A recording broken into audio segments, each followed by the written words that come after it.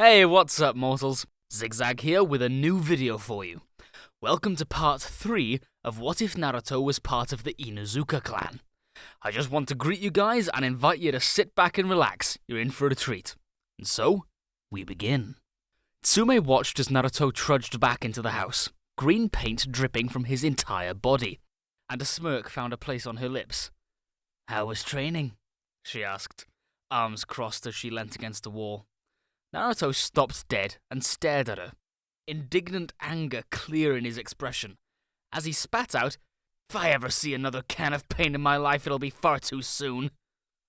A glob of paint fell from his hair onto his sandals, and his expression grew even more annoyed. "Sasuke, the bastard, dumped an entire can of paint on my head!" His arms flailed in wide arcs, scattering more droplets of paint in their home. Tsume looked him over, raised an eyebrow, and replied with a knowing look.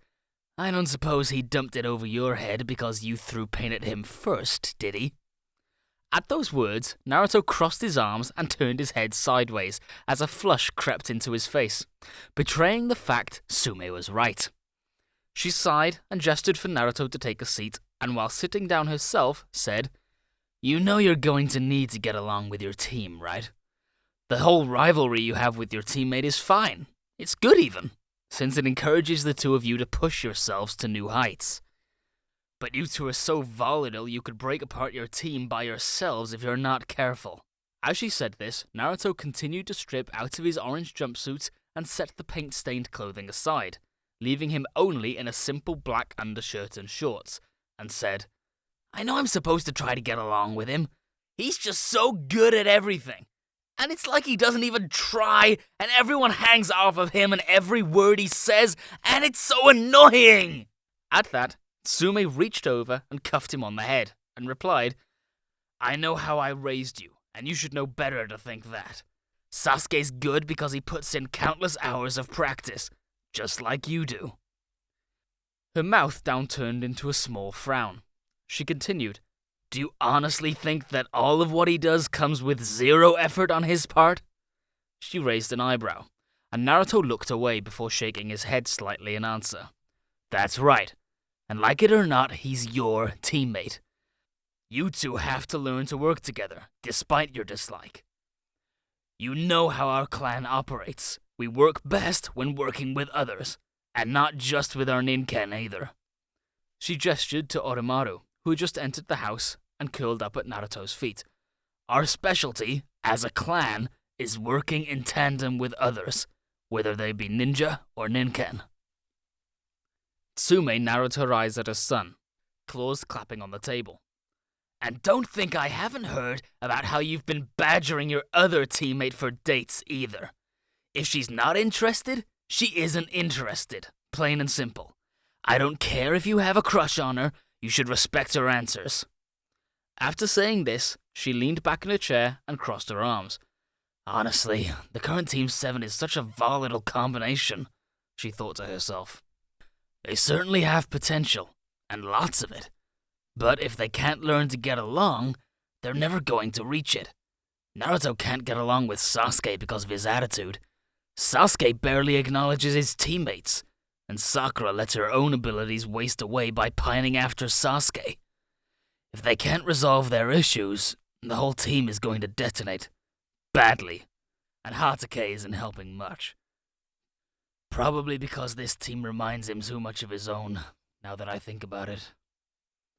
Tsume sighs and tells Naruto to get himself and Oromaru cleaned up, and makes her way to the door, slipping a scroll into her pocket on the way. "I'm going out for a while. Your sister is in charge while I'm gone." She slips out the door and starts making her way across the village, a single destination in mind. When she reached it, she saw Kakashi on one knee, staring at the memorial stone. Flaring her chakra slightly so he knew she was there, she made her way over to him, and knelt down next to him. "I knew you'd be here, Hatake," she said, her own eyes tracing the names she knew while they were still alive. Kakashi tilted his head slightly towards her, and, his eyes still on the memorial stone, said, "Ah, to what do I owe the pleasure, Miss Clanhead?"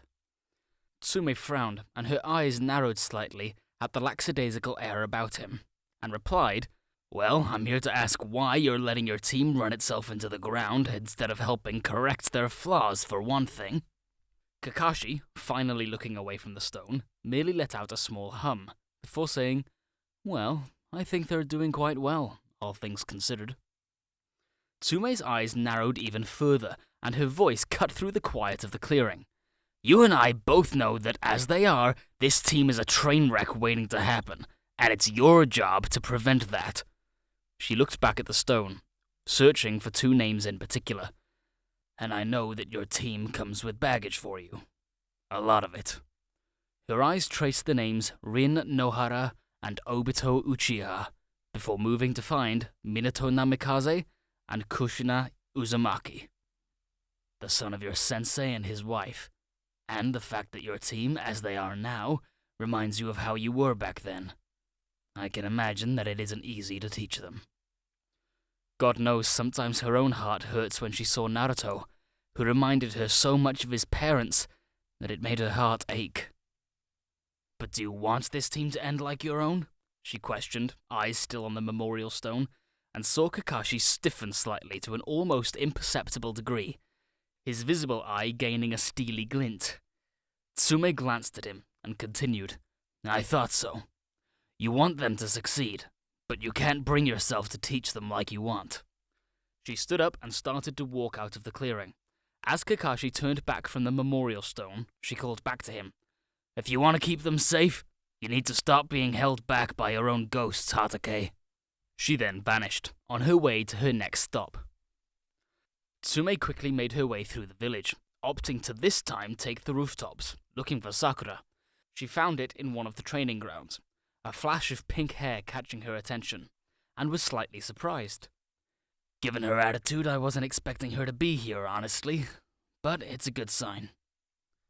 She changed her path and with a few leaps landed in the training ground, making sure to make enough noise for Sakura to notice. The pink-haired genin, meanwhile, startled as she heard Tsume land, and, a kunai already in her hand from training, she turned and flung it behind her on instinct. Tsume, on her part, merely caught the kunai's blade between two fingers and stared at the girl, who was now stuttering apologies, seemingly well aware that she had just assaulted a clan head, even if it was by accident. Waving it off, she flipped the kunai so she held the blade, and offered the handle back to the genin. "Honestly, that was good instincts. Not a bad throw either, for a genin," Tsume thought to herself, and examined the rest of the training ground. Kunai and shuriken were impaled into different trees and wooden posts across the entire training ground, with many others scattered across the ground. Other trees, meanwhile, showed signs of dented bark, with flecks of blood speckled on them. A quick look at the culprit showed where the blood had come from, with bloody knuckles visible on Sakura. She was clearly tired as well, with torn and damp clothing attesting to her training. "I'll admit, I didn't expect to see you here, given what I've seen from your team's training sessions." Tsume started, an eyebrow raised. "Is there a reason you don't show this amount of determination during those?" Sakura, on her part, flushed and turned away, and Tsume let a soft yet mocking laugh leave her, and said, "Want to look your best for your crush, then?"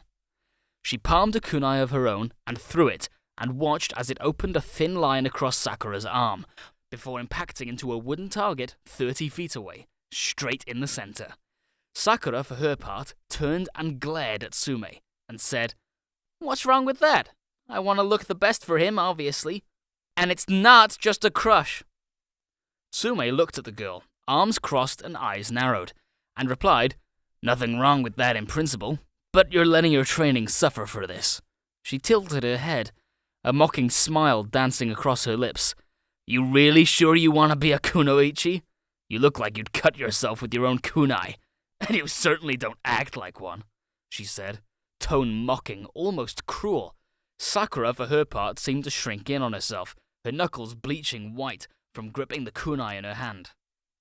Tsume continued to mock the pink-haired girl over several minutes, targeting her crush on Sasuke, her skill, and her desire to be a ninja. The entire time, she kept her eyes on the girl, watching as her anger built up more and more, closer to reaching a boiling point. "Come on," Tsume thought.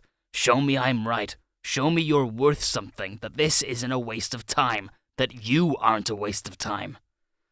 As she finished her mocking tirade, she heard Sakura breathe in deeply and look up, fire dancing in her eyes and teeth gritted in anger.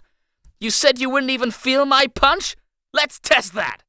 Tsume smirked at the girl and put her left arm up in a block as the pink-haired girl charged her, fist rearing back.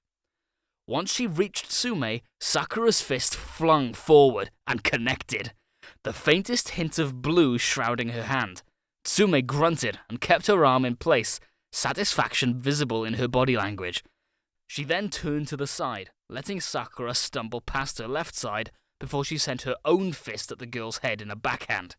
Sakura's own eyes widened, caught off guard, before she dropped down into a roll, palming her kunai before flinging it at her impromptu opponent as she got up from her roll. Tsume merely leaned to the side, letting the blade pass her head harmlessly, and laughed. Well, it seems you have a fire in you after all. Tsume pulled out a scroll and tossed it at the girl. Sakura, caught off guard from the sudden shift in attitude, scrambled to catch the scroll before she looked up at the grinning woman in front of her, wary for another attack, before slowly opening the scroll. Several seals were visible, and she looked at Tsume, confusion in her eyes.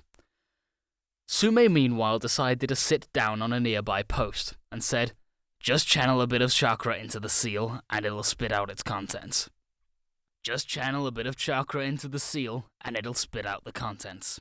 She looks over the girl and continues, You're not from a clan, and I know many people would think that means you're not gonna amount to much. It's true that you don't have the advantages that clan kids do. You don't have any unique jutsu or keke genkai, nor do you have a clan to help train you. She waves a hand at the scroll. Consider that a gift for proving me wrong. It should help you quite nicely. After she said this, she hopped off the post and made her way out of the training ground, before leaping into the trees. She turned around to give Sakura one last piece of advice. You know, if you really want to impress your crush, get stronger. Your teammate is someone who respects power, and isn't going to be swayed from his goal anytime soon. If you really think you have more than a crush, then prove it to him. Grow stronger, help him with his goals. She then leaps away, leaving Sakura in the clearing, a contemplative look on her face. As Tsume made her way to the last destination, she let her mind wander, and thought back to the very brief fight she had with her son's teammate. I certainly wasn't wrong in my belief in the girl. She thinks about the brief flicker of blue from the first punch. She managed to use Tsunade's strength enhancement technique, if subconsciously. It's nowhere near the Slug Sanin's own skill, and I don't think she even noticed. But to be able to use it at such a young age, with no training? Her chakra control must be absurdly precise. Tsume let a satisfied smirk appear on her face as she felt a familiar presence approaching. I see you've been visiting the pup's team, Kuromaru stated, the large canine slipping seamlessly beside his partner. Going to the last one, I assume? He asked, an air of minor curiosity about him. Of course I am, she replied. You knew about this. After all, I need you to deal with the Uchiha. The two stopped talking and landed at the Uchiha compound, the scent of death still lingering even after all these years. Honestly, what are they thinking, letting him stay here alone, where his ghosts linger? It's practically torture for the kid, Tsume thought to herself, grimacing. This video is sponsored by Adobe. Adobe is redefining the digital experience through game-changing innovations that shape the next generation of storytelling. Adobe makes it easy to create, edit, and share digital documents securely, allowing you to collaborate and communicate across devices. Adobe Photoshop is your go-to application for faster graphics editing and digital art as a whole. At We the Celestials, all our thumbnails across every channel are created with Adobe Photoshop. Adobe Premiere Pro is a timeline-based and non-linear video editing software application that is versatile and easy for beginner and master editors. Finally, Adobe After Effects is the industry-standard tool for digital visual effects, motion graphics, and compositing applications used in post-production. Many of our voice actors, audio editors, and video editors Use Premiere Pro and After Effects to produce these high-quality videos. Click the link in the description to start creating now, and thank you to Adobe for sponsoring this video. The two quickly found Sasuke, with him training in one of the private training grounds in the compound. The air was heavy with smoke. Soot and burn marks littered the training area, targets half burnt away. The culprits turned as they approached, and scowled. "Why are you two here?" he asked, voice curt, a scowl visible on his face. Tsume merely raised an eyebrow, and replied, "I'm here to help you, believe it or not. You are on my kid's team, after all. That means I have a vested interest in all of Team 7. Kuromaru merely watched Sasuke, gaze piercing. Tsume, deciding to cut to the heart of the reason behind her presence, said, "At this rate, you'll never be able to beat your brother, let alone kill him." At this, Sasuke's face grew from a scowl to an outright glare, anger visible in his eyes. He opened his mouth to reply, but Tsume bulldozed over his attempt and continued. "The way you're going to end up dead on a mission, not even having made Chunin, not having accomplished anything." She tilted her head and said, "You're good for your age, don't get me wrong, but your ability to work in a team is abysmal, to say the least, and that will get you killed." At this, Sasuke replied in a scathing, biting tone, "I don't need to work with anyone else. I just need to get stronger. I'll kill him on my own. I have to." Eyes dark, he continued, pulled a kunai out of a tree and flung it at a target across the clearing, nailing it in the center of the target. "What would you know anyways? You still have a clan, a family." At this, Sume's eyes narrowed, and she replied, voice mocking, "You think you can become strong enough on your own? Are you truly that arrogant to think you don't need any assistance, or are you just a fool?" Tsume knew exactly what buttons to push, and with those words, Sasuke's temper snapped, and he pulled out several shuriken. Before he could toss them, he felt himself get tackled to the ground, a light growling audible, and saw Kuromaru, his eye in a baleful glare. Tsume, meanwhile, ignored the attempt and stared at the struggling Uchiha, sighed, and walked over to her partner, who got off the Uchiha, letting him rise into a sitting position, his glare still present, with a small amount of unease visible in onyx-colored eyes. Tsume stopped next to him and sat down, and, after a few moments, said, "Do you know what the Inuzuka are best at?" she asks, and patiently waited for Sasuke to collect himself. Eventually, voice sullen and soft, he answered, "You're known for your ninken and senses. You're considered the best trackers in Konoha." Tsume looked at him and said, "In part, that would be correct." She gestured to Kuromaru, who lay down next to her. "But, more than that, the Inuzuka are known for our ability to work together with others, regardless of whether they're human or ninken." She stared at the Uchiha and asked, "Do you think that makes us weak?" Sasuke looked away, unwilling to answer, but Tsume expected this and switched tracks, her voice light. "Do you know how the legendary Sannin received their title as the Sannin?"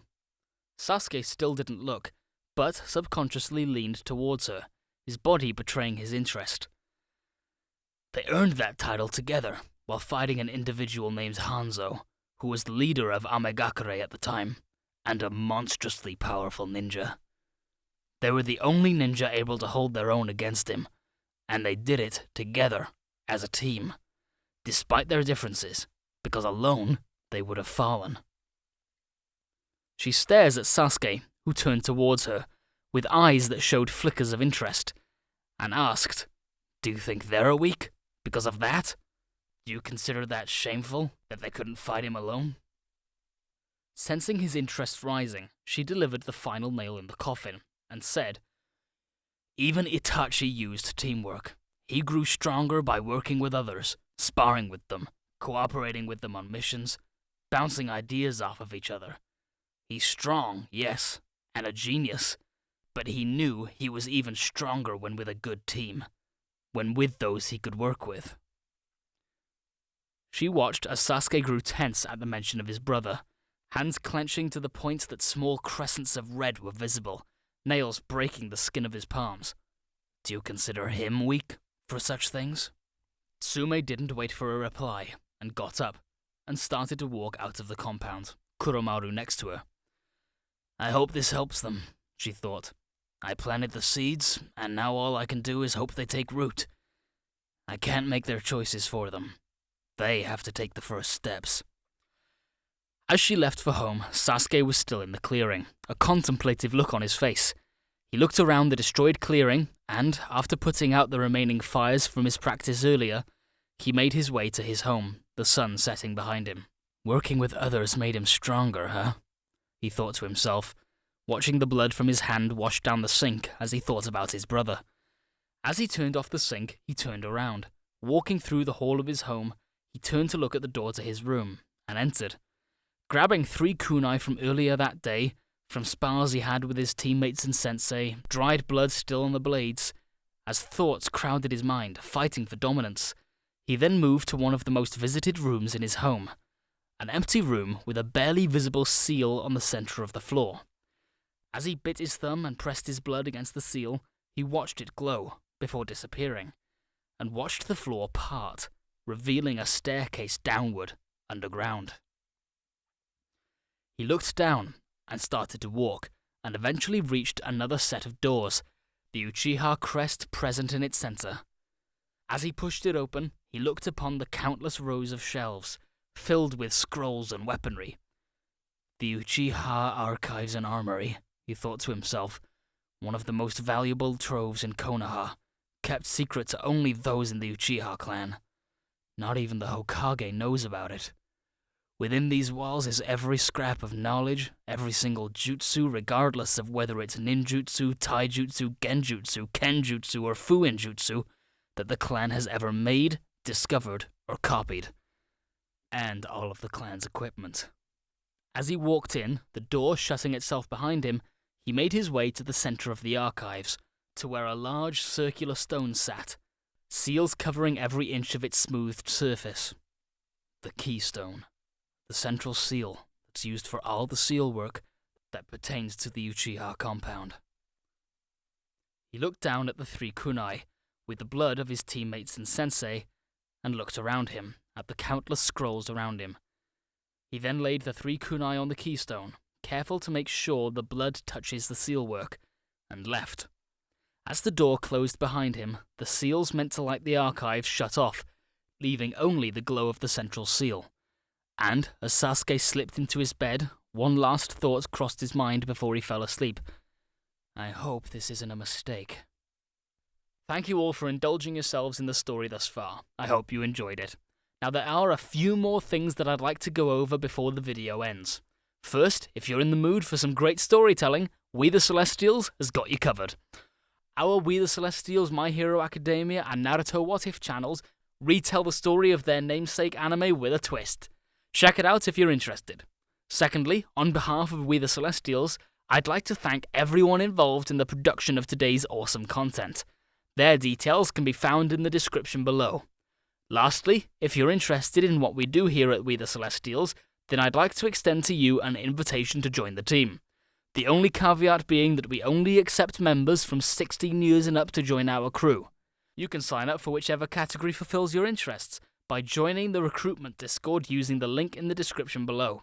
We're always looking for members to join us. Well, that's it from us for today's video, so thank you all for watching and have a great day.